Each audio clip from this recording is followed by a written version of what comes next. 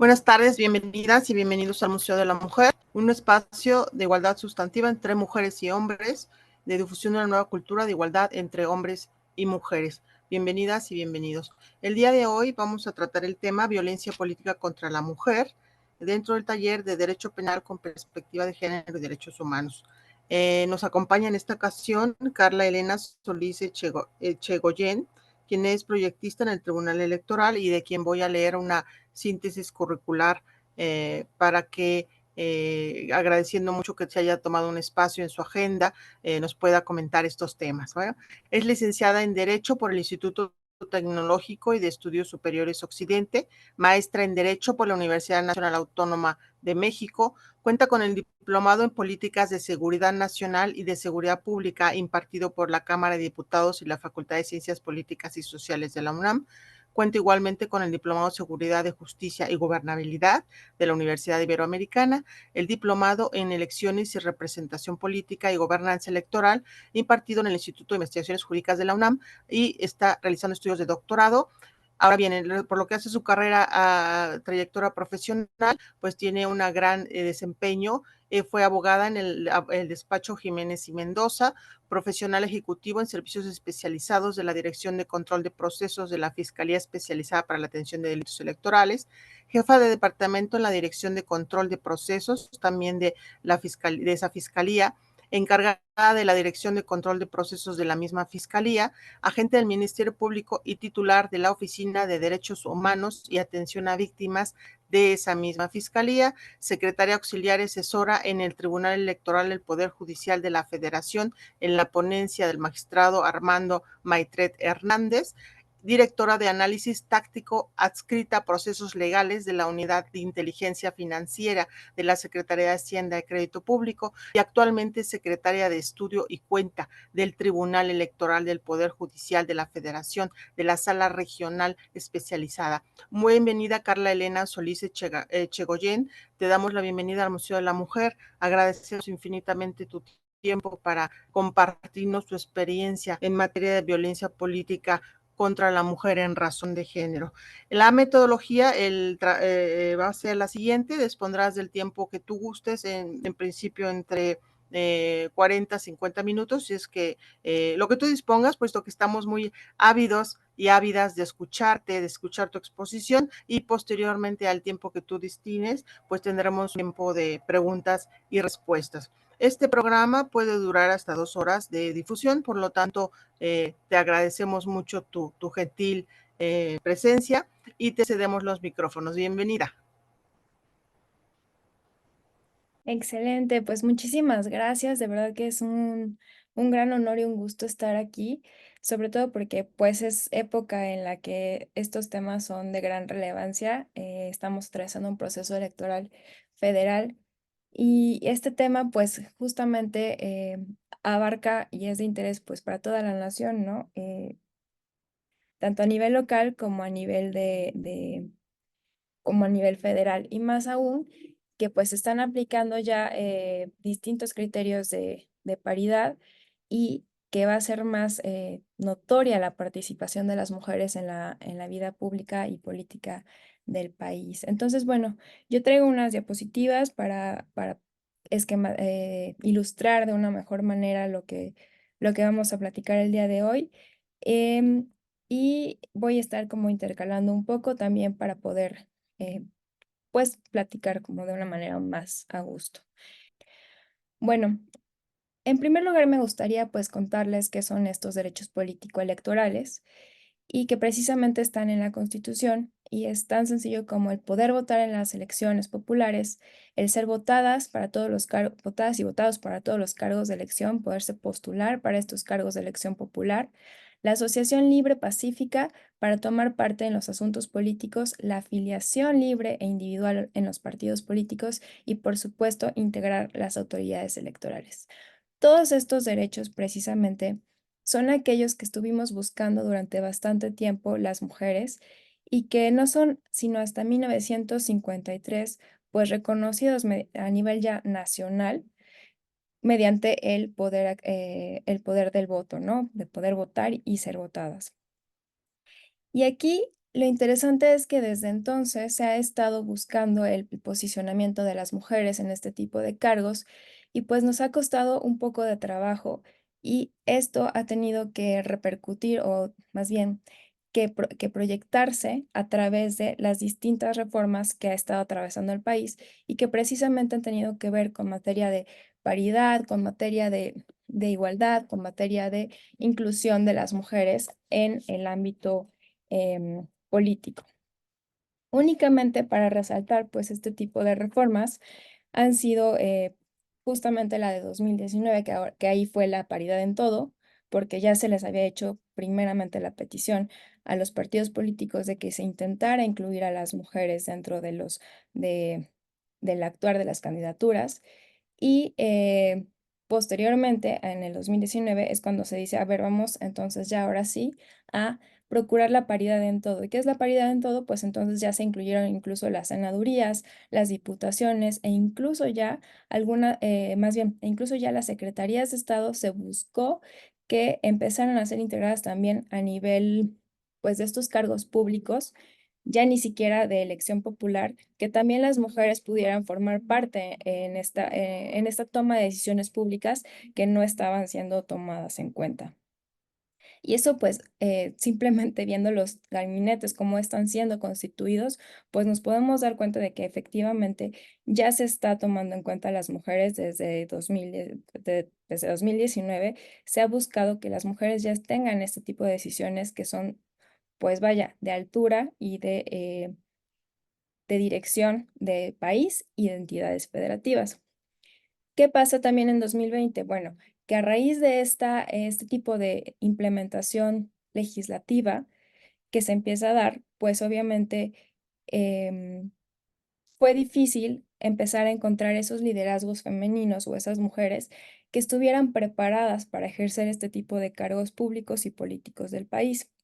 Si bien desde 2019 también se había establecido la obligación a los partidos políticos en el artículo 40 para que ellos también promovieran este tipo de espacios para las mujeres y mujeres que pudieran tener todas las herramientas para poder, incluso pues, a nivel de alfabetización, a nivel de participación pública y política, de conocimiento de la administración pública, se tenía también como parte de estas obligaciones, pues que empezar a generar este tipo de liderazgos femeninos que pudieran estar tomando las decisiones y se sintieran con la capacidad de asumir los cargos públicos y políticos del país.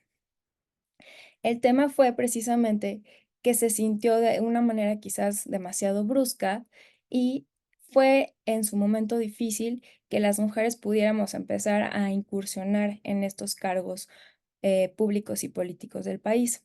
¿Qué implicó esto? Pues que hubiera un rechazo que se empezara a manifestar por parte de la sociedad a la integración de las mujeres a este tipo de cargos públicos y políticos. Y este rechazo se manifestó de una manera muy particular, que justamente tiene que ver con toda la transversalidad de la violencia de género. Y se empezó a manifestar de una manera en la que la propia cultura que tenemos aquí en nuestro país y en diferentes países también, por supuesto, en las que los estereotipos más arraigados que tenemos sobre lo que tiene que ser o tiene que hacer una mujer y lo que tiene que ser y tiene que hacer un hombre, pues eran completamente contrarios a lo que se estaba pidiendo y se estaba promoviendo. ¿Qué implicó esto? Pues que hubieran distintos casos de violencia y que se les denominó específicamente, pues bien, violencia política en razón de género contra la mujer. Este tipo de violencias empezó a ser tan recurrente que justamente por parte de distintos movimientos de asociaciones civiles, de mujeres que se unieron tanto a nivel legislativo como a nivel de administración pública, como a nivel de instituciones electorales, empezaron a impulsar reformas que impactaron en distintas leyes del país, que fue el gran paquete de reformas de 2020. Y este paquete, pues entonces empezó a darle nombre a ese tipo de violencia en específico que estaba ocurriendo contra las mujeres que estaban intentando incursionar y participar en el ámbito público y político del país. Esta precisamente fue la primera vez que conceptualizamos la violencia política en razón de género ya a nivel pues legalizado, ¿no? Instituido ya en las leyes y que podíamos nombrarlo y decir qué era lo que estaba sucediendo. ¿Y qué es lo que estaba protegiendo? ¿Qué es lo que está protegiendo la violencia política contra las mujeres en razón de género? Pues este derecho constitucional y convencional de las mujeres a que participemos en la vida pública en condiciones de igualdad, libres de violencia y de discriminación. Pero más allá de eso, pues es necesario también poder explicar cuáles son estos tipos precisamente de violencia que hay en contra de las mujeres. Y es que la violencia en contra de las mujeres, pues no obviamente, se encuentra enraizada en comportamientos prescritos, en normas y actitudes basadas en el género y en el discurso aprendido de lo que significa la masculinidad y la feminidad, como estábamos justamente señalando, en normas, definiciones, mandatos sobre lo que se supone ser una mujer y lo que se supone ser un hombre. Esta violencia justamente en contra de las mujeres la podemos ver en muchísimos ámbitos, ¿no? Por ejemplo, aquí hay una ilustración de qué sería violencia en contra de la mujer a nivel de la prensa y no es difícil recordar recientes nominaciones o recientes preguntas que se les hacen a las actrices en las cuales mientras al hombre le preguntan cómo es que pudo haber caracterizado ese papel en el que tuvo que asumir distintos roles o que tuvo que contrastar su personalidad, etcétera, etcétera, a la mujer se le pregunta pues cuál fue la dieta que tuvo para poder encajar en el personaje de una superheroína. Y ahí ya estamos viendo pues estos rasgos que tenemos todavía muy arraigados en nuestra sociedad de qué es lo que se le reconoce al hombre y qué es lo que se le reconoce a la mujer y cuáles son cada uno de los mandatos que la mujer y el hombre tenemos que estar siguiendo. Ahora, si hablamos de la violencia como concepto genérico, pues es el uso intencional de la fuerza física, amenazas contra una persona, un grupo o comunidad que tiene como consecuencia o es muy probable que tenga como consecuencia traumatismo, daños psicológicos, problemas de desarrollo e incluso la muerte. Y este también, pues es un término tan desafortunado que la propia OMS lo reconoce como un problema de salud mundial. Entonces, pues efectivamente estamos en sociedades que son violentas y que además de ser violentas, a veces tienen conceptos pues precisamente enraizados en el género y en las concepciones que tenemos acerca de lo que tiene que ser y cómo se tiene que comportar la persona que tenemos enfrente. Y bueno, respecto a este concepto justamente de violencia, pues sí es importante llegar a este tipo de reflexiones y además cada vez que hay un caso, de verdad que es increíble que se pueden seguir añadiendo más terminologías y más tipos de violencias. Y hoy ya tenemos pues violencias que incluso tienen hasta nombres de las víctimas que están sufriendo como este tipo de invisibilizaciones o este tipo de violencias que pareciera que todas son iguales, pero al final cada una tiene sus propias distinciones. Ahora, sí. Esta reforma precisamente de violencia política contra la mujer en razón de género, pues precisamente está presente el concepto en tres principales leyes. La ley electoral, la ley general de instituciones y partidos electorales, que es aquí el concepto que yo estoy citando en este momento.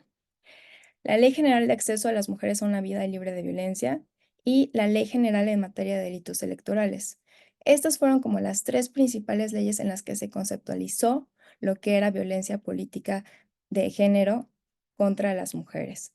Entonces, aunque precisamente todas las conductas bueno, todos los conceptos son similares, Em, la diferencia fue que en una se establecieron las conductas de una manera muchísimo más específica y aquí en esta exposición, por razón pues de tiempo, pues lo que hice fue tomar todas las conductas, porque al final todas son muy similares y se las puse en otra diapositiva que vamos a ver un poquito más adelante. Entonces, ¿qué es la violencia en contra de las mujeres? Pues la violencia política en contra de las mujeres es toda acción u omisión, incluida la tolerancia, basada en elementos de género y ejercida dentro de la esfera tanto pública como privada, que tenga por objeto o resultado limitar, anular o menoscabar el ejercicio efectivo de los derechos político-electorales. Recordando, pues, cuáles son estos derechos político-electorales, pues van precisamente desde el poder votar, desde el poder ser votado, desde integrar las instituciones electorales, las autoridades electorales, formar es parte de los partidos políticos y generar asociaciones también dentro de los partidos políticos que permitan tomar estas decisiones públicas. ¿Qué pasaba con esto? Pues precisamente que el acceso no era pleno. Si bien tenían estas atribuciones especiales de su cargo, pues no podían ser ejercidas de manera inherente, o sea, no se podían manifestar de manera como tal o de una manera plena todas estas atribuciones que podían tener en la función pública. También es toda omisión y toda acción en contra de que se puedan ejercer de una manera libre la libertad de organización, el acceso y ejercicio de las prerrogativas, y tratándose de precandidaturas, candidaturas, funciones o cargos públicos del mismo tipo. Aquí se hace una acotación muy particular en la Ley General de Instituciones y Procedimientos Electorales, que es eso, que únicamente nos está señalando que podrán ser tratadas a partir de esta ley y los mecanismos que se establezcan en la legislación electoral, únicamente aquellos que tengan que ver con precandidaturas, candidaturas, funciones o cargos del mismo tipo, es decir, funciones o cargos electorales. Entonces, es una acotación con la que quizás yo personalmente no la comparto, porque a mí me parece que al final toda función pública tiene que ser tutelada y tiene que ser precisamente eh, garantizada y está relacionada al final con la vida política también. Para mí lo público y lo político forzosamente están relacionados y forzosamente tendrían que estar tutelados por la misma autoridad, pero también ya la Sala Superior nos ha dicho que no es de esta manera y que únicamente tendrán que ser aquellos cargos que a los que se hayan llegado de manera, pues, del voto popular.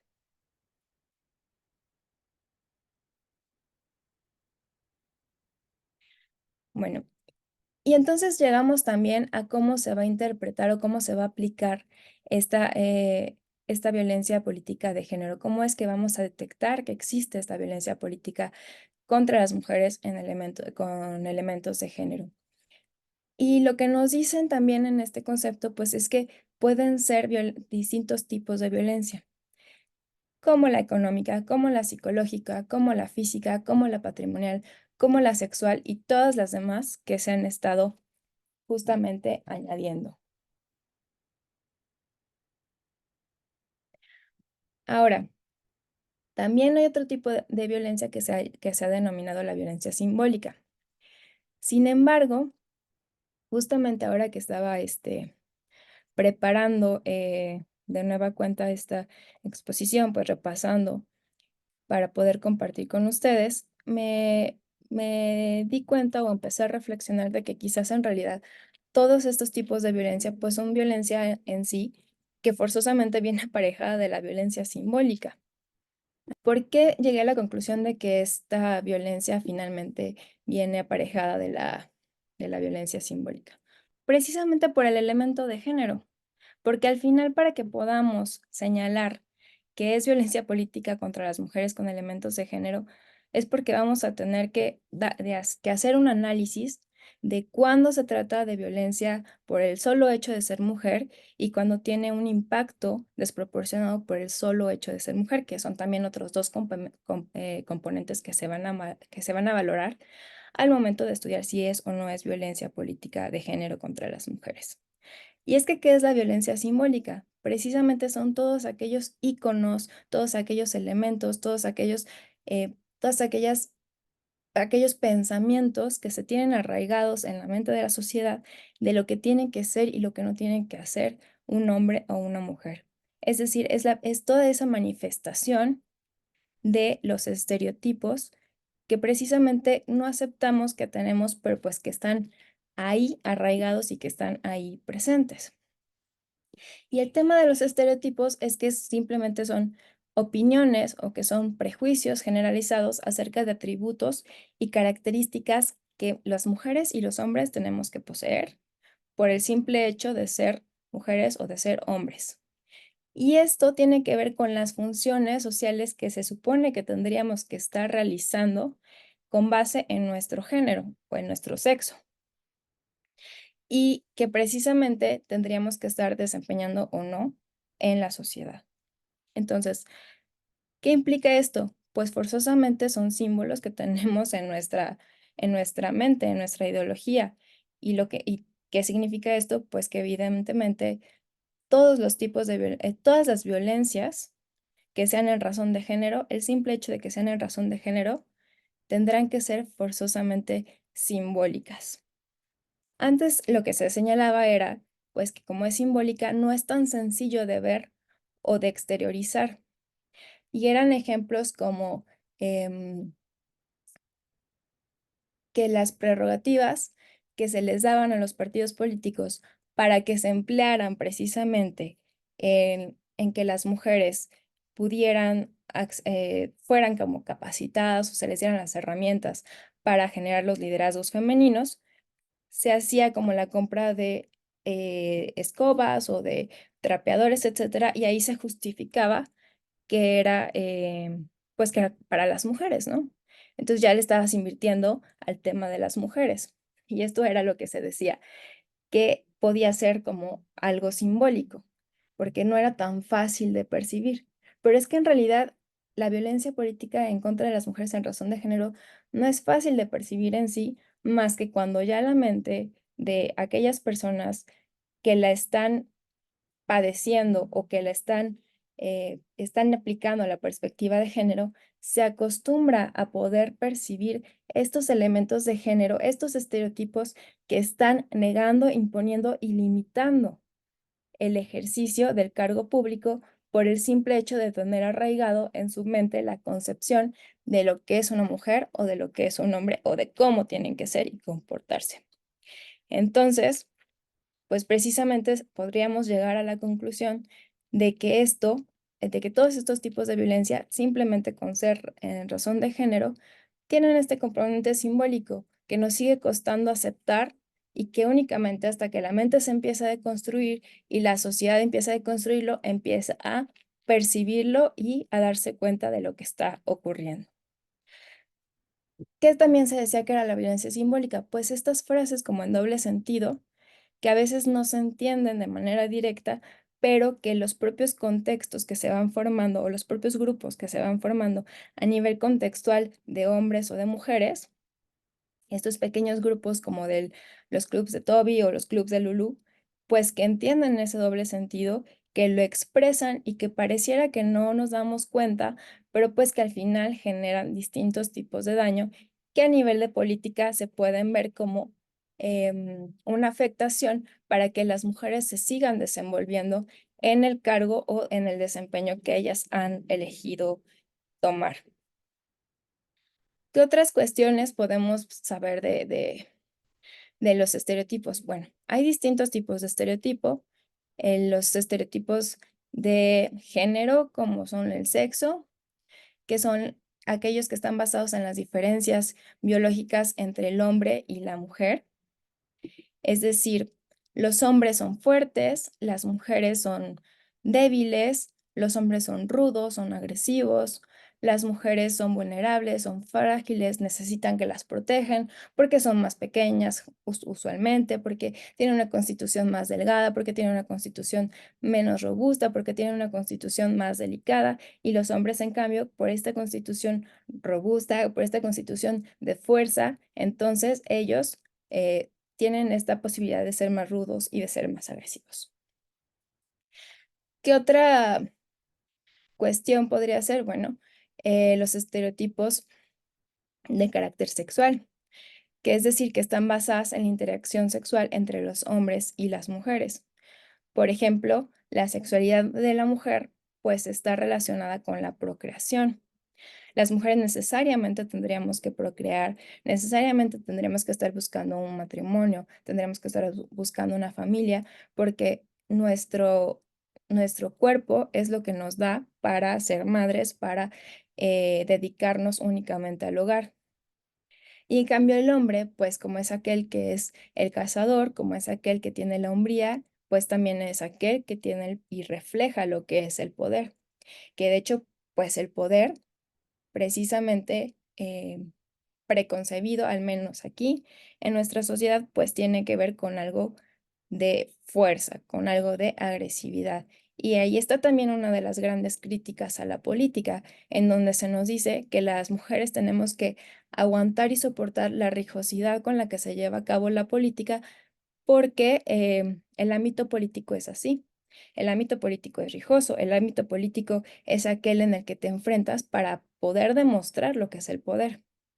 Sin embargo, me parece que si se nos preguntara realmente a las mujeres que estamos en los ámbitos públicos o en los ámbitos de toma de decisiones o en los ámbitos políticos que se están postulando, pues en realidad nunca nos preguntaron si a nosotras nos gustaba que la democracia o que la política se llevara a cabo de esta manera rijosa, de esta manera en la que nos podemos insultar, de esta manera en la que nos vamos a faltar el respeto, de esta manera en la que hay que demostrar quién tiene más poder que la otra persona, cuando en realidad lo que se tendría que estar demostrando es quién tiene mejor capacidad para percibir y resolver los problemas que tiene frente a sí. Entonces, esa es también una gran crítica a la política que actualmente estamos viviendo y que de hecho está también ilustrada a manera de tesis en las propias sentencias y precedentes del Tribunal Electoral, en los que justamente lo que se señala es que las personas que están en el servicio público tienen que ser muchísimo más tolerantes a la rijosidad. Ahora, el tema es que no confundamos tampoco ni la crítica a las funciones públicas con la necesidad de insultar o de meternos en la vida privada de una persona o de injuriarla o de faltarle al respeto. Entonces, aquí es una línea súper delgada que es muy difícil a veces de percibir y de podernos dar cuenta de cuando estamos llevando a cabo una crítica sobre la función, una crítica sobre la propia corrupción que puede haber en un cargo o en el ejercicio de un cargo y lo que tiene y ya lo que es distintivo, que es meterte con la vida, el desarrollo sexual de una persona, que es lo que tiene que ver con injuriar, insultar y generar diversos impactos en la vida personal de una persona. Y que, como veremos un poquito más adelante, pues en el caso de las mujeres, por la situación en la que estamos, genera un impacto diferenciado y que es por eso que se tutela de una manera más especial cuando hablamos de mujeres en la política. Otros estereotipos, pues que también se manifiestan son aquellos que tienen que ver con los roles, que son los más claros quizás cuando hablamos de violencia política de género. Los roles precisamente son aquellos comportamientos sociales que se supone que deberíamos tener como hombres o que deberíamos tener como mujeres. Los hombres son los proveedores, las mujeres son las madres, son las amas de casa, e incluso se pueden ver en los mensajes de Iliatenko, que fue la primera elección que fue anulada y así confirmada por la Sala Superior, porque previamente ya habían habido otras manifestaciones de violencia política de género muy severas a nivel de elecciones, una en específico justamente generada por el Tribunal Electoral de la Sala Regional Ciudad de México, en el que ya se estaba generando esta alerta en la que podíamos empezar a ver que los mensajes que iban dirigidos en contra de las candidatas tenían que ver con que las mujeres teníamos que estar en casa. Y así se les decía y se les dice de manera directa.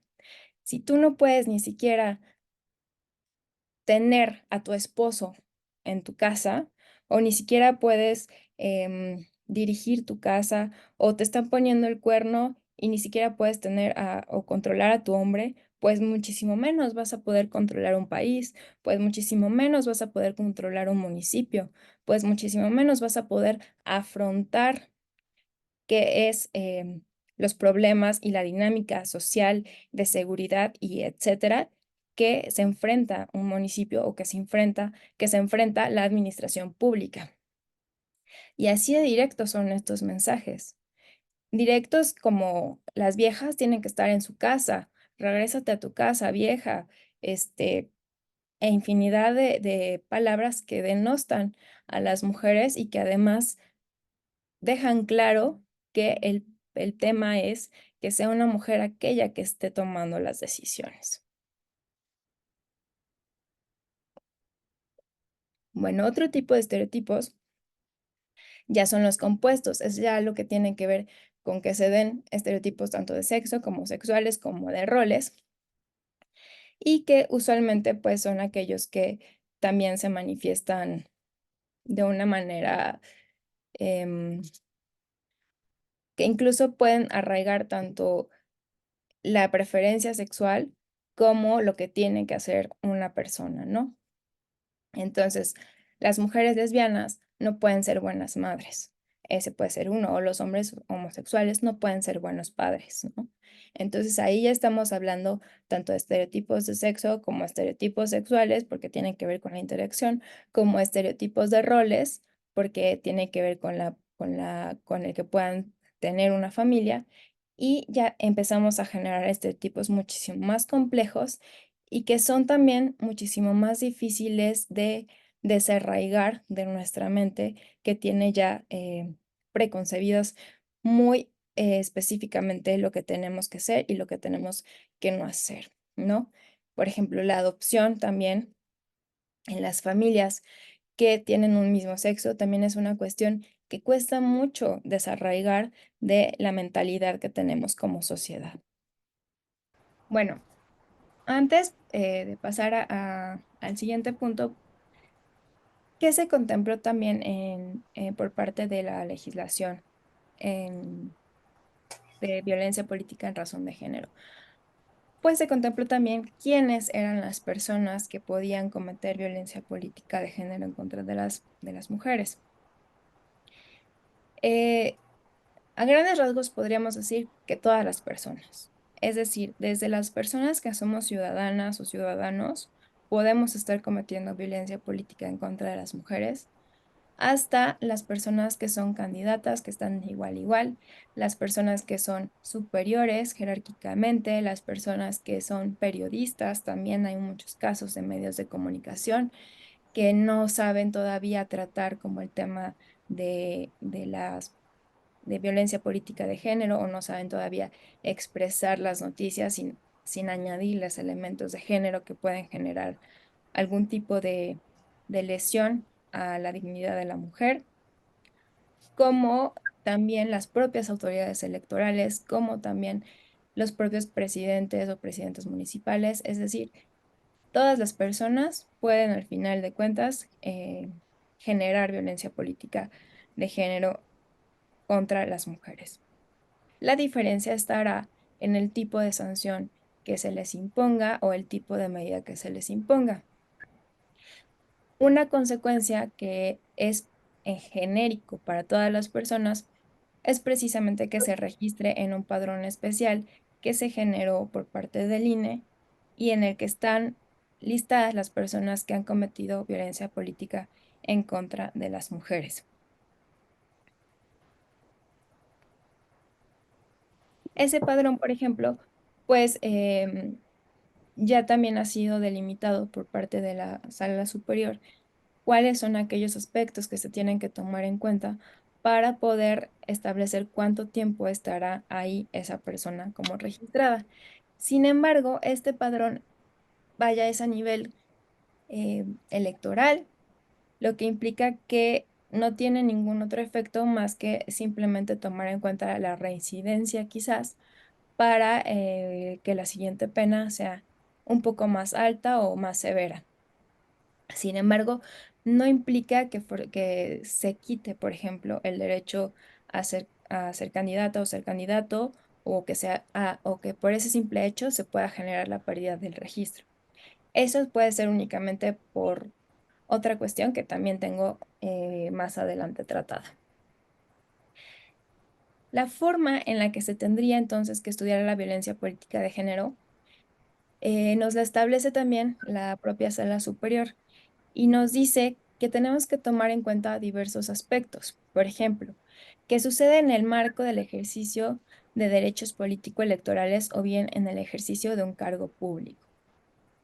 Aquí, como ya lo platicamos anteriormente, pues este ejercicio del cargo público estará delimitado a que sea un cargo que emanó de la elección popular o bien que tenga que ver con el ejercicio de funciones electorales, de integración de autoridades electorales.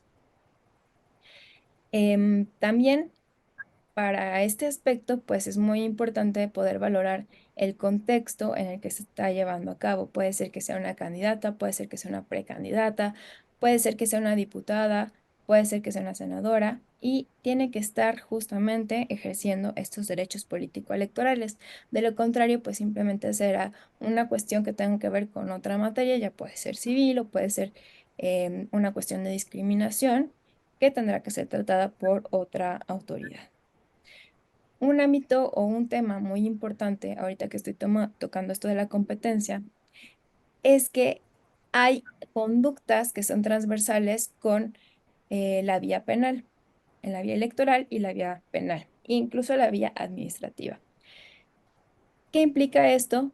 Pues que no se interrumpe si tú inicias tu acción o tu denuncia tanto en el ámbito penal como en el electoral como en el administrativo. Es decir, por las tres vías podrás tener u obtener una contestación o sanción por este tipo de tema. En el ámbito penal, pues será en este caso la Fiscalía Especializada en Delitos Electorales la que se encargue de llevar a cabo la investigación. Incluso las dos se pueden complementar e incluso las dos pueden remitir, si hay una buena colaboración entre autoridades, podrán remitirse la información para poder generar este tipo de sanciones. Obviamente la penal pues tendrá sus restricciones, pero por lo menos la información del tribunal, o la que se tenga en el ámbito electoral, tendrá que ser siempre concedida al ámbito penal para que el Ministerio Público o el Ministerio Público pueda generar esta investigación y llegar a una conclusión. Otro tema, pues, es que puede ser perpetrado por quienes ya dijimos, por todas las personas. Puede ser perpetrado también por el Estado, puede ser por los superiores, los agentes del Estado, por colegas de trabajo, por partidos políticos, representantes de los partidos políticos, medios de comunicación, particulares, e incluso un grupo de personas. ¿Cuáles son sus características? Bueno, cuando se hace este análisis tenemos que definir si es simbólico, si es verbal, si es patrimonial, si es económico, físico, sexual, psicológico. Y aquí es donde les digo que mientras más casos empezamos a ver, pues nos empezamos a dar cuenta de que hay muchísimos tipos más de violencia que pareciera que no conocemos y que empiezan a generar patrones que visibilizan que son otro tipo de violencias que no estábamos acostumbradas o acostumbrados a ver. Por ejemplo, el mansplaining, que es una cuestión en la que precisamente el hombre tiende a estar explicándole a la mujer porque piensa que únicamente el hombre tiene la capacidad de comprender o de decir qué es o cómo son las cosas, ¿no? También está otro tipo de violencia que tiene que ver con aquel en el que los hombres no toman en cuenta las opiniones de las mujeres y se las atribuyen a otra mujer. Entonces puede ser que en una reunión de trabajo, por ejemplo, una mujer tenga una idea, señale esa idea y el hombre que está al lado diga la misma idea, exactamente igual, y únicamente sea reconocida la opinión del hombre. y que la de la mujer pase desapercibida como si ni siquiera hubiera hablado o ni siquiera hubiera opinado, ¿no? Veo que hay preguntas. ¿Podríamos atenderlas de una vez o esperamos al final? Como me indiquen que sea Sí, sí. la dinámica. Rivas Román quiere plantear su pregunta en el chat, por favor. Ok. Gracias. En cuanto a Em, la plasma, con todo gusto. bueno, entonces mientras seguimos con la plantilla. Tiene Bueno, por... creo que la pregunta de Rivas Román Vianet, que está acompañándonos, gracias por acompañarnos en el Zoom, es ¿por qué se considera que las mujeres no tenemos capacidad intelectual? Es una afirmación a la ponencia, o sea, vamos, que tu sentir es en el sentido de que estás exponiendo cuáles son los estereotipos y roles de género más eh, recurrentes en, en los Ah, ya. procesos Ok. legales, ¿no? Y entonces yo creo que su idea es por qué este sentir de la sociedad, por qué la sociedad piensa en esa clave, explicar por qué, yo creo que aquí sería un poco abundar respecto de explicar qué es los estereotipos y roles de género. No es que tú estés afirmando que las mujeres tengamos poca capacidad intelectual, no, sino por qué la sociedad parte de la premisa que no somos capaces de estar frente a un cargo público, frente a una función pública de candidata, precandidata, presidenta. Yo creo que es ese sentir y es lo que nos está confirmando la compañera de Zoom. Te cedo la palabra, Elena. Sí, justamente, pues tienen que ver con este tipo de roles en los que las mujeres hemos estado demasiado tiempo en la vida privada y que se nos ha dicho desde, pues desde muy pequeñas que calladitas nos vemos más bonitas, ¿no? Que es una palabra muy usual que todavía algunas generaciones, yo creo que hasta un poquito más debajo de las mías, o quizás todavía más aisladas de las ciudades, de las cosmopolitas, todavía se tiene como un poco arraigada. Esta parte en la que las niñas no podemos participar o no podemos opinar o no podemos formar parte de las discusiones, que no solamente es cuando el mayor habla, tú te callas, ¿no? Sino que también es cuando los hombres hablan, tú no opinas. Entonces, esto se ha ido pues reproduciendo y obviamente cuando las mujeres empezamos a entrar o incursionar en, en estos ámbitos que son distintos a los que han estado acostumbrados o hemos estado siendo acostumbrados a vernos, pues las opiniones quizás a veces son más difíciles de manifestar por parte de las mujeres y cuando las manifiestan, pues se piensa que no tienen la misma validez que la de un hombre. Acordémonos simplemente de que para que una mujer pueda llegar a ser o pueda llegar a tener un cargo, no solamente tiene que ser licenciada, sino que tiene que ser maestra, tiene que tener una especialidad, tiene que tener un diplomado, tiene que tener una especialidad específicamente de cada palabra que salga de su boca y que incluso tiene que llegar a tener un doctorado para poder llegar a aspirar a un cargo o a un puesto mucho mayor. Y también tiene que ver con que las mujeres muchas veces tenemos esta autolimitación que nos hemos impuesto, en la que mientras a un hombre le dicen, tú vas a exponer acerca de la gravitación de la Tierra y no sé cuántas cosas, y el hombre sea, por un ejemplo, este, pues un filósofo al que simplemente le gustan esos temas, el hombre se va a aventar. Y en cambio las mujeres tenemos un poco más esta barrera de decir, bueno, sí conozco, pero no sé tanto, pero no tengo la misma especialidad, no tengo todas estas cartas que quizás requieran que exponga de esto, y nosotras mismas nos generamos estas limitaciones. Y simplemente, pues se puede hablar desde la experiencia, porque seguramente te ha tocado ver a ti misma, Beanet, que cuando se nos ofrecen cargos altos, pensamos que no tenemos la capacidad y el hombre que tenemos al lado no duda ni 3 segundos en decir que sí. Y es una cuestión que simplemente la podemos experimentar con nuestras propias compañeras, amigas, colaboradoras y mujeres con las que hemos podido trabajar y colaborar, ¿no? Entonces, ¿qué ha generado esto? Pues obviamente que no estamos tan acostumbradas a ver que una mujer levante la mano y emita una opinión sin que el hombre haya aprobado o piense que tiene que ser aprobada por él. ¿Dónde se puede acudir a la denuncia política?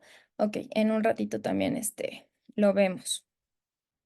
Termino con esta plantilla y em, hablamos un poquito más de los estereotipos y les voy a explicar también cómo se tendría que hacer en su caso la queja o la denuncia y en dónde podríamos presentarlas e incluso también ya tenemos una defensoría electoral que precisamente puede asesorar en algunos temas en específico relacionados con violencia política de género para llevar el seguimiento y el acompañamiento de estas denuncias por este tema en específico.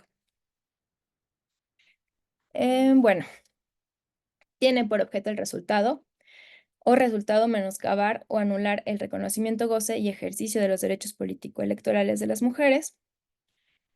Es decir, lo que se está buscando con generar esta acción o esta conducta es hacer que la mujer quede como una persona que no tiene la capacidad o las cualidades para poder ejercer el cargo.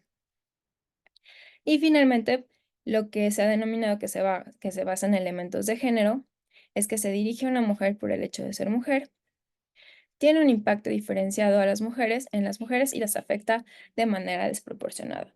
Por ejemplo, aquellas mujeres que son candidatas y que tienen familia, bueno, recientemente una diputada, por ejemplo, em, se empezaron a señalar cuestiones de que ella robaba dinero y que era para que se comprara sus pinturitas y su ropa de cierta marca y cuestiones que tenían que ver un poco más con lo que se supone que las mujeres hacemos, que las mujeres se supone que nos arreglamos, que compramos maquillaje, que compramos vestidos, porque no tenemos nada más que hacer con nuestro dinero, aparentemente, o esa es la opinión que es percibida. Y empezaron pues a criticarla porque precisamente se estaba señalando eso. En realidad, ¿qué estaba pasando? Pues que ella no estaba recibiendo el dinero que tenía que recibir como parte de su dieta, bueno, de su sueldo. Y entonces ella estaba precisamente quejándose de eso, de que no le estaban pagando. Y entonces ella iba en el carro, la crítica era muy severa y a su lado estaba uno de sus hijos. Y entonces el hijo le empieza a preguntar si es cierto o no es cierto lo que está pasando, porque el niño pues tenía 8 años y los amigos estaban empezando por la forma en la que se colocó mediáticamente en su lugar, a preguntarle si es que la mamá, era cierto que la mamá era una rata, si era cierto que, bueno, más bien ya le estaban diciendo al niño que él era hijo de una rata, que él era un ratoncito, que seguramente su mamá incluso no le daba la comida porque se lo iba a gastar mejor en su ropa, y entonces empezaron a meterse con el niño. Y aquí es donde está también este impacto diferenciado en las mujeres, porque precisamente las mujeres seguimos siendo quienes se siguen encargando en mayor medida de la educación familiar y quienes son más cercanas todavía al núcleo familiar.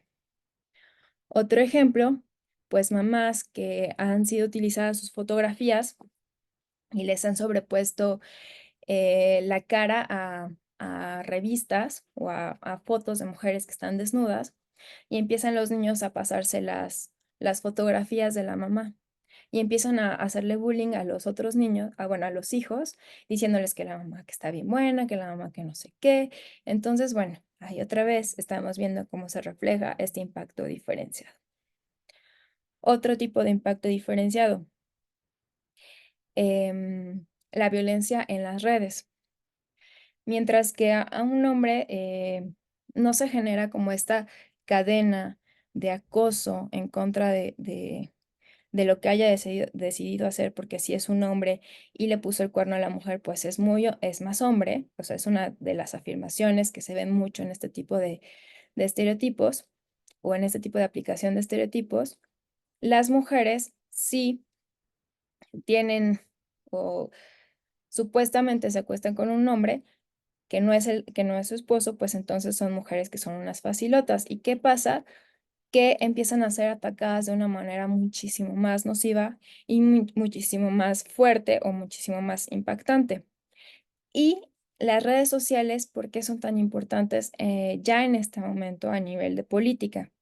Porque es a través de ellas en las que se comunican precisamente las acciones o el ejercicio del cargo o todas aquellas acciones que están llevando a cabo y que simplemente empezar a pegarles de mejor regrésate para que te haga no sé qué cosas, o mejor si te vas a poner tal blusa, mejor yo, como tú eres una mujer que trabaja en la vida pública, incluso se llega a esta preconcepción tan burda, tan sucia, en la que como le estás pagando tú de tus impuestos a estas mujeres que están ejerciendo los cargos, empiezan a pensar que podrían ser em, pues mujeres para ellos, ¿no? O sea, mujeres públicas, o sea, a ese nivel llegan los casos que se han visto de violencia política de género, en los que se les externa, como yo te las pagué, cuando se habla de algún tipo de operación o de algún tipo de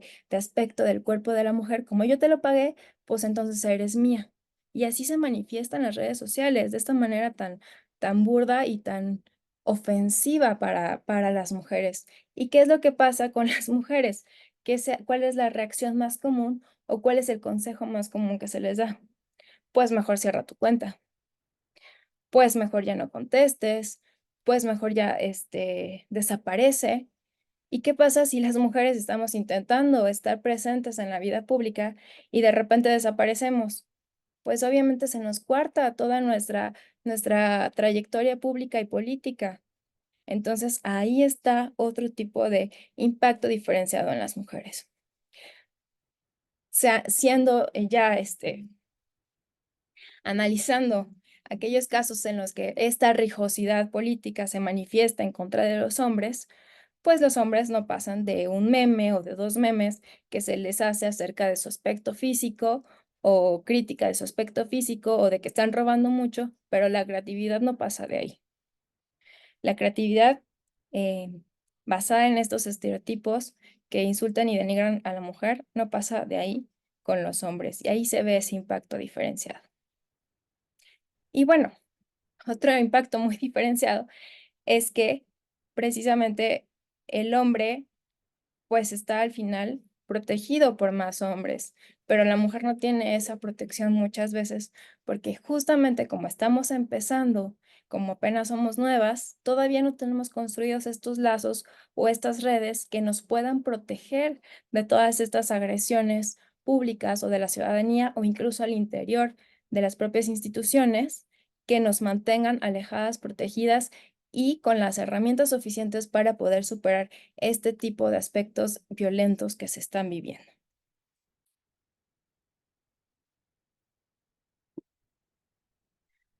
Bueno, este es lo de igual manera del impacto diferenciado que se dirija a la mujer por ser mujer y que sea desproporcionadamente hacia las mujeres. Aquí, por ejemplo, el aspecto que podríamos destacar justamente es que se dirige a la mujer por ser mujer. ¿Qué implica esto? Por ejemplo, la corrupción. La corrupción no tiene un género. Entonces, si la corrupción no tiene un género o no está asignada a un rol de género, implica que la crítica sí puede ser por ser corrupta o que la crítica sí puede ser por ejercer mal tu cargo. Esa crítica no tiene que ver con una cuestión de un estereotipo que se le está asignando. Esa crítica sí tiene que ver más bien o sí puede ser permitida o es permitida porque tiene que ver con las funciones y es algo ya de interés público, el saber que precisamente se están realizando se está realizando el cargo de la manera que tiene que ser ejercido, de la manera adecuada a la legislación o de la manera pues limpia que tendría y ética que tendría que estarse ejerciendo. Entonces, por ejemplo, una crítica que no contenga esta carga de estereotipo, que no contenga esta carga eh, de atribuirle únicamente un estereotipo a esa persona por el género, pues entonces es una crítica completamente válida. Estos estereotipos pues ya los platicamos hace ratito. En específico, les platicaba también de los medios, porque tienden a ya a generar un tipo de violencia que empieza a ser un poco más identificada. Por ejemplo, que naturalizan. ¿Qué es algo que naturalizan mucho? Esta afirmación que se hace con base en estereotipos de que entre las mujeres no podemos llevarnos bien, o que hay un revanchismo siempre entre las mujeres, o que si somos feministas forzosamente y necesariamente odiamos a los hombres, ¿no? Sin que se entienda obviamente qué es el feminismo, etcétera, etcétera. Entonces, esto ya empieza eh, a ser una cuestión que exaltan los propios medios de comunicación para, pues, llamar la atención de una manera incorrecta y amarillista sobre las candidaturas y que afecta de una manera muy particular a las propias mujeres. El traslado de la responsabilidad, que también es algo que se ve mucho en los medios y incluso lo podemos ver ya en ámbitos fuera también de la política, como el que abusan de una chica porque la chica venía saliendo, no pueden evitar poner ese tipo de contexto, venía saliendo de un antro, que venía borracha y que venía vestida de cierta forma. Entonces ahí a la víctima se le está trasladando esta responsabilidad de haber sido afectada o de haber sido vulnerada. La cosificación también es algo muy común en los medios de comunicación, en los que hacen este tipo de comparativos de así era antes y así después de haber estado de haber sido la presidenta municipal, ¿no? Entonces buscan hasta las fotografías en las que ellas se ven de cierta manera, buscan la pose, buscan la forma, buscan invadir esta intimidad, trasladarla al ámbito público y criticarla con cuestiones que no tienen absolutamente nada que ver con la capacidad que tienen para desempeñarse en su cargo público. Y bueno, otros ejemplos de, de mitos o de estereotipos que precisamente son muy latentes en, entre estos roles que se asignan entre hombres y mujeres pueden ser estas afirmaciones. Por ejemplo, el maltrato a la mujer se da únicamente en los niveles económicos bajos. Bueno, esa es claramente una mentira porque puede ocurrir en todos los niveles, tanto altos como bajos. O el maltrato psicológico no es tan grave como el físico. Bueno, eso también ya ya ha sido estudiado, ya ha sido comprobado que no necesariamente es así, que incluso el psicológico es el que te genera un daño que se sigue trasladando, que se sigue viendo de manera eh, recurrente a partir de los propios años o a partir de que ocurre la agresión. La podemos seguir todavía sintiendo, la podemos seguir viviendo latentemente en nuestra vida cuando puede ser cuando parece que simplemente el golpe sana y ya se quita la cicatriz y si acaso te deja la cicatriz. Pero el maltrato psicológico pues también tiene este tipo de gravedad y este tipo de cicatrices que pueden implicar que las mujeres el día de mañana pues no se desarrollen en el ámbito público o no opinen o que no quieran externar sus propias opiniones por el miedo de haber sido minimizadas, por el miedo de haber sido invisibilizadas, por el miedo de no haber sido escuchadas o por la desaprobación que se les haya generado en ese momento. Otro mito triste y desafortunado, pues es que ella sigue ahí porque no le importa, le gusta o no quiere hacer nada, ¿no? Eh, Siempre hay que pensar que la conducta violenta siempre será responsabilidad de aquella persona que genera la violencia. La otra persona es una víctima y requiere apoyo y requiere ayuda. También la persona violenta, por supuesto. pero jamás podremos trasladarle esa responsabilidad de que ella no se está moviendo o ella no se está saliendo de ahí porque en realidad lo disfrute o porque en realidad no le importe o porque en realidad no tenga ese dolor o porque en realidad le guste vivir ese tipo de violencia. No. Lo que tenemos que ser conscientes es que la violencia siempre va a ser reprobable y que siempre será, en primer término, culpa de la persona agresora, no de la propia víctima. Aunque los dos requieren ayuda, los dos tipos de personas requieren ayuda y pues evidentemente el tratamiento y la salud mental pues es una responsabilidad que aquí en nuestro país ha sido minimizada, pero que definitivamente todas las personas debemos ser responsables y asumirlas, ¿no? Y la otra cuestión es que ellas maltratan igual que los hombres. También otro, pues no mito, porque sí es realidad que también las mujeres pueden maltratar. Sin embargo, aquí la diferencia que se tiene que resaltar es el tipo de maltrato o la intención con la que se maltrata. El hombre maltrata para generar la subordinación, para enaltecer el poder, para enaltecer lo que eh, considera que es el poder. Y la mujer, en cambio, si maltrata, pues es una cuestión ya muy distinta que tiene que ver con aspectos de personalidad u otras cuestiones que no necesariamente buscan reforzar estereotipos como los que platicamos hace rato, que es aquellos de demostrar que se tiene más o igual fuerza que el otro género. Ahora, ya pasando a en dónde podemos presentar las denuncias. ¿En dónde se pueden presentar? Las denuncias se pueden presentar tanto en la Fiscalía Electoral de Delitos Electorales, así por violencia política de género contra las mujeres, tanto en el INE, tanto en el OPLE y en general también debería poderse presentar en una fiscalía normal, común y corriente o procuraduría si es el caso que todavía no se ha transitado. Y en el caso del delito de violencia política, tendrá que ser remitido pues a la autoridad competente. Eso es lo ideal. En el caso de la autoridad electoral, pues de igual manera se remitirá a la competencia correspondiente. ¿Qué es lo que tendría que llevar nuestra queja en el caso de las quejas electorales? El nombre de la persona que se está quejando con su firma, el domicilio para oír y recibir notificaciones, los documentos en este caso de violencia política de género con los que se cuente o aquella descripción que se tenga de manera detallada de los sucesos que están afectando de manera específica a la mujer.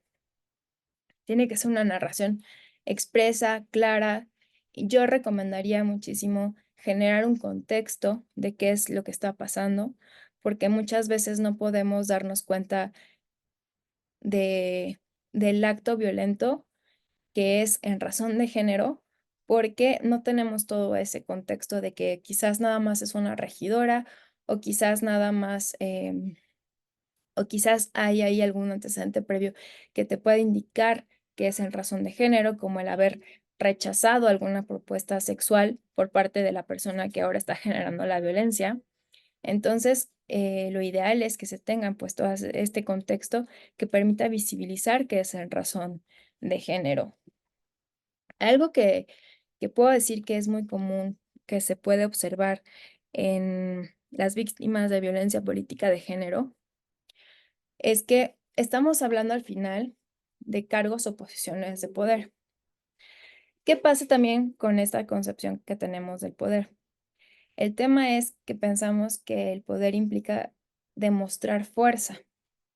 Y en esta demostración de fuerza, a veces no nos damos cuenta de que se nos está generando violencia y simplemente la estamos aceptando, minimizando, desvalorizando y normalizando hasta que hay un punto culminante que se hace completamente, o sea, que te lo deja tan claro que te están discriminando por el hecho de ser mujer al momento de estar ejerciendo tu cargo, que es como la gota que derrama el vaso.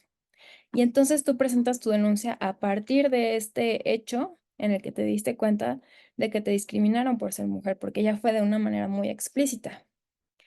Sin embargo, si te puedes sentar o te puedes sentar con la víctima a platicarlo, a escucharla, a ver cómo empezaron en realidad, escuchar toda esta narrativa de los hechos, de cómo llegaste ahí, de cómo es que adquiriste cierta posición, de cómo es que llegaste a tal cargo, de si habían problemas previamente, etcétera, etcétera, te puedes dar cuenta de que habían otros elementos de género que se estuvieron minimizando y que en realidad al final la violencia estalló ahí, en donde fue el punto culminante en el que te buscó la víctima o que buscaste ayuda para poder externar que estabas viviendo esto. Sin embargo, la violencia, pues, es este círculo en el que empieza con una cosita y va incrementando, y va incrementando, y va incrementando, y recordemos que, pues, al final puede terminar en un feminicidio, ¿no? Entonces, sí es muy importante, tener esta perspectiva de escuchar a la víctima y también de aceptar cuando se está manifestando algún tipo de violencia en nuestra contra. Aceptarlo y empezar a tomar las precauciones para, pues, para evitar que esto pueda, llegar a un momento todavía culminante y que pueda ser peor. ¿Qué es lo que, por ejemplo, usualmente pasa? Que se les empieza a negar el acceso a las mujeres a que entren a los cabildos, que se les empieza a exigir que firmen ciertas cuestiones con las que no estuvieron de acuerdo, que se les empieza a decir que no se están llevando a cabo las sesiones o las empiezan a citar cuando en realidad no hay sesiones, o cuando saben que son mamás, pues en esos horarios que saben que son precisamente complicados porque están ejerciendo alguna otra labor de cuidado. Y em, lo importante es pues empezar a tomar este tipo de, de iniciativas, de hacerlo todo por escrito incluso, de solicitar las cosas por escrito, de hacer tus presentaciones de reforma por escrito, de hacer tus solicitudes de que se cambien ciertos puntos de las sesiones o de los cabildos por escrito y empezar a generar estas constancias. No son forzosamente la única forma en la que se va a acreditar violencia política, pero son las idóneas para ir teniendo todas estas herramientas y también generar este caudal probatorio que les puede servir después, si es que llega a ver, si es que llegamos a darnos cuenta de que efectivamente estamos viviendo un tipo de violencia de género en específico. ¿Por qué digo que no es necesario forzosamente? Porque al final también se han emitido criterios en los que la carga probatoria se revierte en contra de la persona agresora, al menos aquí en el ámbito electoral. Entonces, la persona que tiene que demostrar que efectivamente se le estuvo invitando, que efectivamente estuvo acudiendo, que efectivamente se pudo estar expresando, pues será la persona agresora o la persona que haya sido denunciada. Y bueno, ¿qué más? Bueno, la idea de relacionar las pruebas, etcétera, etcétera. ¿Cuáles son los recursos que se tienen, por ejemplo, acá en el ámbito electoral? Tenemos dos. Quizás podríamos llamarle tercero al recurrir la sentencia de uno de estos dos, que sería ante la sala superior. Pero sería el primero, el procedimiento especial sancionador, que se supone que es de carácter sumarísimo. Entonces, la integración en este tipo de casos debe ser de una manera muy expedita. Define la licitud o la ilicitud de la conducta, es decir, esta te va a decir efectivamente eso era violencia política de género y sanciona a la o al infractor. En el juicio de la ciudadanía, en cambio, es un mecanismo de control constitucional, restituye derechos político-electorales mediante la invalidez o nulidad de actos jurídicos. Por ejemplo, aquí cuando hay asuntos en los que a una presidenta municipal se le obliga a renunciar bajo amenazas que tienen que ver con su género, aquí este es el juicio que puede restituir incluso a la presidenta municipal en el cargo en caso de que haya renunciado. Lo resuelve igual el tribunal y para que pueda ser impugnado puede requerir la definitividad, es decir, que haya una sentencia. Sin embargo, también podría ser que por el caso de gravedad llegue directamente a la sala superior, que es la última instancia que se tiene en materia electoral. No son incompatibles uno con otro, simplemente es una cuestión de presentar la queja. Y en materia de violencia política de género contra las mujeres, pues muy seguramente lo que podría pasar es que uno debería de llevarte al otro. Es decir, si tú presentas tu PES y la autoridad jurisdiccional se da cuenta de que también puede haber una restitución de derechos y que no está existiendo, debería poderlo remitir a que también las autoridades que conocen del JDC puedan generar esta restitución de derechos y viceversa. Y ya se ha dicho también, pues que no son contrarias, no se contraponen tampoco, igual que la penal y la electoral, estas dos vías que son electorales no se contraponen. Se pueden presentar las dos al mismo tiempo o se puede hacer la misma petición ahí de que se te restituyan tus derechos y que además se sancione por violencia política de género. Esa es la otra diferencia. El PES únicamente, bueno, no únicamente, sino más bien va a tener esos efectos de generar una sanción.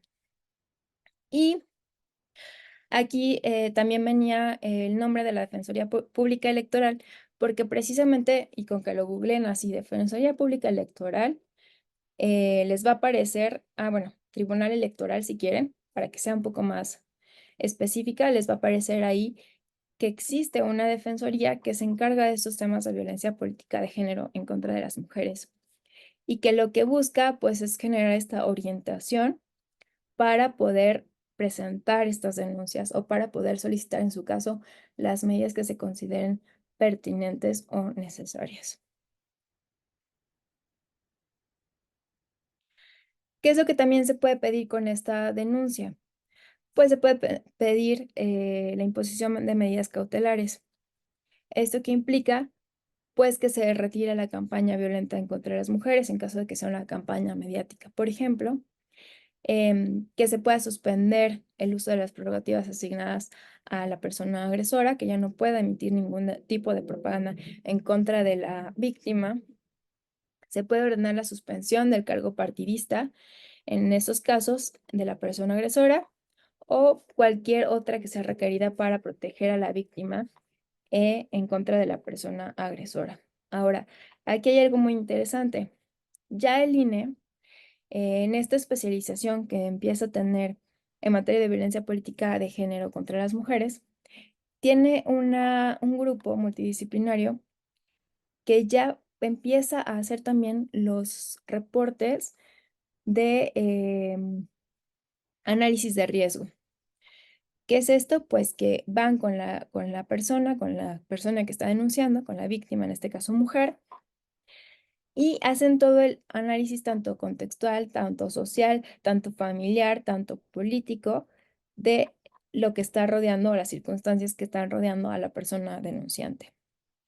Le hacen también un examen psicológico y a partir de ello pueden determinar si es necesario que haya o no haya medidas de protección. Y ya tienen ellos la vía para de manera directa poder hacer este tipo de solicitudes de medidas de protección y brindárselas a la persona que está denunciando. Lo cual pues me parece la verdad un gran logro por parte de la autoridad electoral y pues un reconocimiento de los peligros en los que se encuentran las mujeres que denuncian este tipo de conductas. Estas medidas de protección básicamente nos va a remitir a la Ley General de Acceso a las Mujeres a una Vida Libre de Violencia. Nos va a remitir ahí porque son las que están ahí establecidas, las de emergencia y las preventivas. Las de emergencias, que son las de prohibición de acercarse o comunicarse a la víctima, la limitación de acercarse al domicilio o al lugar en donde se encuentre y la prohibición de realizar conductas de intimidación o molestia a ella o a personas relacionadas con ella. Hay más medidas de emergencia, pero digamos que en el ámbito electoral, estas serían las que podrían ser como aplicables. Preventivas es la protección a la víctima, la vigilancia policial del domicilio y aquellas y cuantas sean necesarias para salvaguardar la integridad y seguridad y la vida de la persona en situación de violencia. ¿Qué ha pasado? Pues que efectivamente se ha tenido que ordenar este tipo de medidas porque candidatas han sufrido de balaceras en sus casas, por ejemplo, en las noches, y pues se ha requerido precisamente pues, de la protección policial o incluso aquellas mujeres que están siendo como acosadas, pues tienen algún acceso de número especial por parte de la policía para poder en cualquier momento acudir a la policía que se le está siendo asignada para la protección.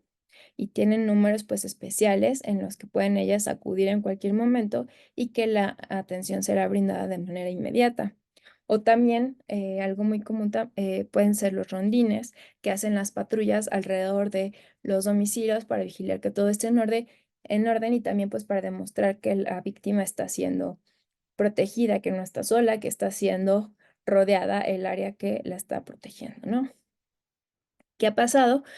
Pues que incluso han tenido que hacer campañas con la propia policía que se les está asignando y con la propia guardia que se les está asignando para poder seguir ellas pues cumpliendo o haciendo este tipo de llamados o campañas para poder adquirir o llegar a algún cargo público político electoral.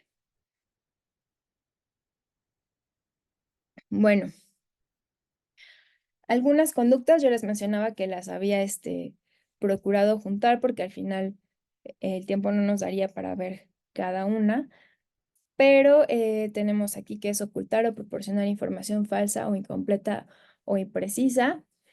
¿Qué ha pasado? O un ejemplo podría ser que en mi partido hay una persona, mujer, que quiere ser militante, que quiere ser candidata, perdón, y simplemente le empiezan a decir como que tiene que llenar cierta información, pero no es esa información, o le dicen que firme aquí cuando incluso son mujeres que no saben leer, que son en comunidades o poblaciones indígenas, y les dicen, fírmame aquí, y resulta que firman y no es para el cargo que ellas querían, sino para otro cargo distinto. Em, por ejemplo, hubo un caso en el que se le está diciendo que iba a tener una pequeña secretaría, bueno, regiduría, y ya estaba convencida la persona, la mujer, de que ella quería esa regiduría, ya le habían explicado, ya sabía lo que tenía que hacer, y resulta que por esta cuestión de cumplir con las cuotas de género, se le avisa al partido que tiene que en ese municipio poner a una mujer. Ella era una mujer indígena, no sabía ni leer ni escribir en español. Le dicen, fírmeme aquí. Ella firma y resulta que la estaban candidateando para presidenta municipal. Entonces, cuando ella se entera, empieza a hacer toda la campaña, empieza a platicar, a asesorarse con su hijo que vivía en Estados Unidos, le empieza a dar consejos el hijo, le dice, sí, mamá, anímate que no sé qué, mira, vas a tener que hacer esto, etcétera, etcétera, yo te apoyo, bla, bla, bla.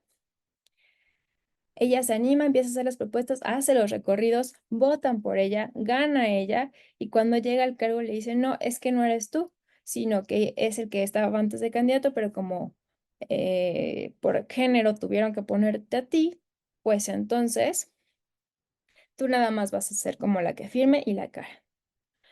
Y entonces ella obviamente pues repela porque dice, incluso yo intenté trabajar con ellos, pero ellos no me decían lo que yo estaba firmando, no me decían lo que estaba ahí, que me estaban pasando, no me decían los problemas que estaba viendo en el municipio y yo nada más literalmente pues me estaban usando para ejercer el cargo, ¿no? Entonces eso también era como algo muy común en estas comunidades o poblaciones al momento en el que se implementa esta obligación de que haya mujeres también en estos cargos. Impedir la competencia en cargos electorales en condiciones de igualdad.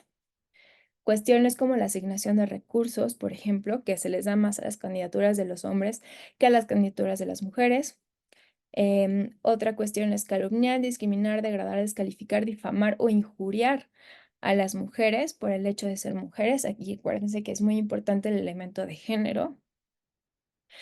Reducir, obstaculizar o anular el ejercicio de sus derechos político-electorales, que aquí hablamos de no darles las herramientas para que ellas puedan ejercer su cargo o simplemente darles cargos que son mucho menores o más bien comisiones que son muchas menores a las que a las que teniendo ese cargo que tienen o que ostentan deberían tener.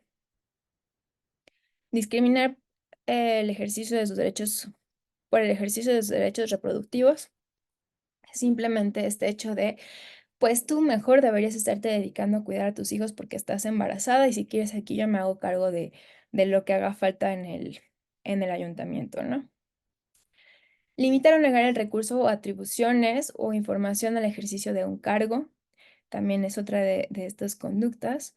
Obstaculizar o impedir el acceso a la justicia. Aquí algo muy desafortunado también y común es que empiezan a haber este tipo de problemas, acude la persona, la víctima, em, mujer, a, a pedir la protección o el apoyo de un superior jerárquico y resulta que le dicen, no, pues es que eso no te afecta tanto, tú tranquila, no vayas a presentar una denuncia, no vayas a, a decir nada más, o que ya presenta ya la denuncia y le hablan y le dicen, ¿saben qué? ¿Sabes qué? Desístete o ya mejor retírala. Eh, Ahí ya estamos hablando de obstaculizar o impedir el acceso a la justicia y específicamente por cuestiones de violencia política de género. Y es muy común también, desafortunadamente, que pase, ¿no? Que se haga sentir mal a la mujer porque ella se siente agravada y lo está manifestando. Y entonces lo que se busca hacer es decirle, ¿sabes qué? Es que no, pues es que eres una vieja problemática, no debiste haber hecho eso, no debiste haber pedido tú que te vinieran a defender, etcétera, etcétera.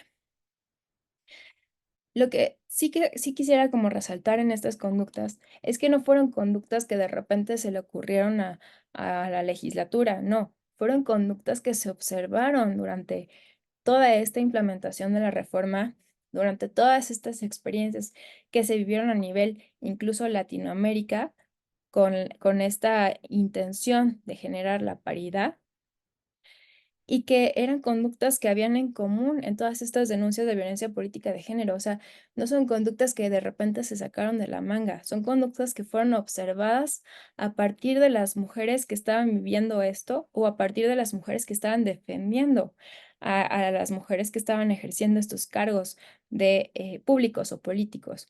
Entonces, a mí me parece que todas estas conductas tienen que ser tomadas en cuenta. No puede hacerse menos ninguna de estas conductas.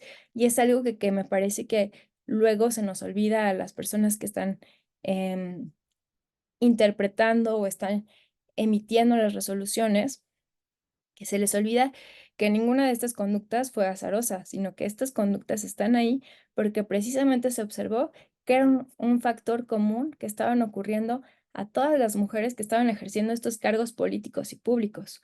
No fue una ocurrencia o una invención. Em, por ejemplo, la de divulgar información privada basada en estereotipos de género. ¿Qué nos importa la situación sexual o la vida sexual de una candidata, de una precandidata o de una política? Pues nada. Y sin embargo, ahí está, que es lo primero que se busca o se voltea a ver cuando una mujer se está postulando para un cargo público. Entonces, esta es otra conducta que definitivamente no fue acerosa, sino que fue que se observó que ahí estaba siendo latente y que ahí estaba pasando, que se empezaban a meter a la vida privada de las mujeres para poder criticarlas y decir, es que es una mala mujer. Ahí empezamos también con o recordamos este comparativo de estereotipos de quién es una buena mujer y quién es una mala mujer. E incluso se replica en las víctimas. ¿Quién es una buena víctima y quién es una mala víctima? El juzgar porque no llora una persona una mujer que fue violada, Ese es un ejemplo de qué es una mala víctima. Como no lloró, entonces dudamos de la palabra de la mujer que fue violada. Y este es un ejercicio que es muy interesante hacer porque incluso nos ayuda a salir de nuestros propios estereotipos que tenemos ya implantados en nuestra mentalidad de qué es ser una buena mujer y qué es una mala mujer. Una mala mujer es aquella que le pone el cuerno al esposo. Una buena mujer es aquella que puede dedicarse a la familia y que además tiene la cualidad de ser una buena política, ¿no? Y en cambio, una mala mujer, pues es aquella que quiera aspirar a tener un mejor cargo público y por lo tanto, seguramente fue porque se acostó con Chuchito o con Perenganito. Y entonces ahí empieza otra vez este juego de los estereotipos de qué es una buena política y qué es una mala política, qué es una buena candidata y qué es una mala candidata. Y otra conducta, impedir la protesta o ejercicio de un cargo de elección popular. Igual, otra conducta que definitivamente no fue azarosa, sino que la pudimos observar a partir de que a las mujeres que ya habían llegado a este cargo público, precisamente no las dejaban tomar protesta y que era un factor común en todas las mujeres. Bueno, aquí ya vi que ya son las 5:30. Entonces paso rapidísimo, lo prometo, a lo último, que es la última reforma constitucional del artículo 38, fracción séptima. Y esto porque es importante, porque será que aquel impedimento que en el caso de violencia política de género o en el caso de otro tipo de violencias con sentencia firme, todas a nivel penal, e incluso personas deudoras alimentarias morosas, ustedes recordarán que hubo este tipo de iniciativa de la ley 3 de 3 que se llevó a este nivel constitucional y que ahora nos están diciendo que estas personas que tengan una sentencia firme no podrán ser registradas como candidatas para estos cargos de elección popular ni ser nombradas para el empleo, cargo o comisión del servicio público. Entonces, bueno, esto yo creo que es lo último, lo más trascendental que ha habido en materia de género y si hubieran dudas, pues ya estoy aquí disponible porque sí, ya vi que ya me pasé un poquito. Listo. Muchísimas gracias, Elena. No te preocupes, al contrario, estábamos muy pues dispuestos y dispuestas a escucharte, porque todo lo que estás mencionando me parece que es trascendente en esta etapa en lo que ya pues la comunidad de la población mexicana pues tiene que hacer su decisión hacia decidir acerca de los candidatos, precandidatos, y es una vida política en la que un proceso político en el que esperamos no sea tan violento como otros procesos políticos, en los que no veamos tantas privaciones de la vida a las mujeres y también privaciones de la vida a los hombres por los cargos públicos, ¿no? Porque se pone de verdad, es peligrosa la situación en México, de por sí ya se vive una situación de inseguridad, pues con estos periodos pues, electorales, pues esperemos que esa inseguridad no se aumente. Muchísimas gracias a todas y a todos.